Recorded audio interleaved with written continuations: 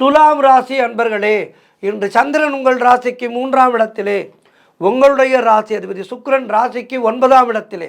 ஆகவே இன்றைய நாளிலே இளைய சகோதரர்கள் மூலம் நல்ல ஆதாயம் உண்டாகும். குழந்தைகளுக்காக சுப செலவு செய்யக்கூடிய நாள். எடுக்கின்ற முயற்சிகளிலே பெரும் வெற்றி கிடைக்கின்ற நல்ல நாள்.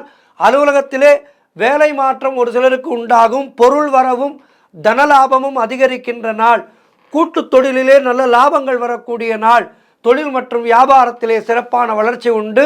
திருமணம் போன்ற சுபகாரிய பேச்சுவார்த்தைகள் இனிதே முடியும். தந்தை உறவு வழியிலே அனுகூலம் உண்டாகும்.